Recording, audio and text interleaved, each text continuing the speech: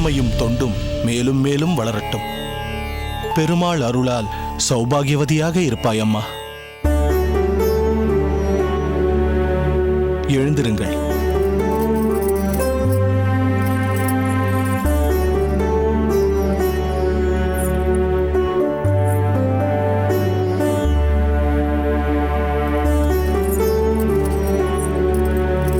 சுவாமி, நாங்கள் உத்தரவு வாங்கிக் கொள்கிறோம். இவளை அகத்தில் சேர்த்துவிட்டு நாளை மறுநாள் அடியேன் வந்து விடுகிறேன். ஆகட்டும் நம்பி. என்ன மேகவல்லி, கோவில் சென்று அரங்கனையும் தாயாரையும் நன்கு சேவித்தாயா? ஆம் சுவாமி, நன்கு சேவித்தேன் சுவாமி. தங்களின் அருளால் இருவருடைய தரிசனமும் பூரணமாய் ஆயிற்று. என்ன வேண்டிக் கொண்டாய்? உன் அகத்துக்காரர் எப்போதும் உன் கூடவே இருக்க வேண்டும், அடிக்கடி ஸ்ரீரங்கம் என்றும் மடம் என்றும் சென்றுவிடக் கூடாது என்று வேண்டிக் கொண்டாயா? அப்படியெல்லாம் ஒன்றுமில்லை சுவாமி. அவருடைய பொறுப்பை நான் நன்கு உணர்ந்திருக்கிறேன். நன்று சொன்னாய். இல்லறம் நல்லறமாவது உன்னை போன்ற கணவரின் பொறுப்பை உணர்ந்தவளுக்கு சாத்தியம்.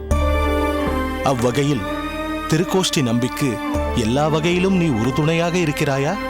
ஆம் சுவாமி. மேகவல்லி, நித்திய அனுஷ்டானங்களானாலும் சரி, தத்துவ விசாரமானாலும் சரி, உன் அகத்துக்காரர் திருக்கோஷ்டியூர் நம்பி மிகுந்த ஊக்கமுடையவர்.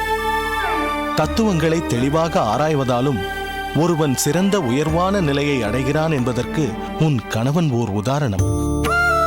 அஷ்டாட்சரம் என்னும் மகா மந்திரத்தின் உண்மை பெருவிளக்கத்தில் இவனின் பங்கு முக்கியம். பெரிய விஷயங்களையும் இவன் விளக்கி அருளும் பொழுது கேட்பவர்களுக்கு எளிதாக புரியும். இதை பலரும் வியந்து என்னிடம் கூறியிருக்கிறார்கள் சுவாமி. மற்றொன்றையும் நீ அறிந்திருப்பாய். கணவன் செய்யும் நற்காரியங்களானாலும் பகவத் விஷயங்களானாலும் அதன் பிரதிபலன் மனைவியையும் சென்றடைகிறது. அவ்வகையில் பார்த்தால் திருக்கோஷ்டி நம்பி உனக்கு அகத்துக்காரர் மட்டுமல்ல, ஒரு குருவும் கூட. திருக்கோஷ்டி ஒரு தூய வைணவனாக இருப்பதால் உனக்கும் உயர்வான நிலை ஏற்படும். தன் கணவனின் சுகத்திலும் துக்கத்திலும் பங்கு கொண்டு அவனை தொடர்ந்து தர்ம வழியில் ஈடுபடுத்துவதின் காரணமாகத்தான் ஒரு பெண் சகதர்மிணி என்று அழைக்கப்படுகிறாள். தன் கணவனின் தர்மங்களில் பூரண ஒத்துழைப்பு தருவதே மனைவிக்கு எல்லா நன்மைகளையும் அளிக்க வல்லது. நன்கு சொன்னீர்கள் சுவாமி.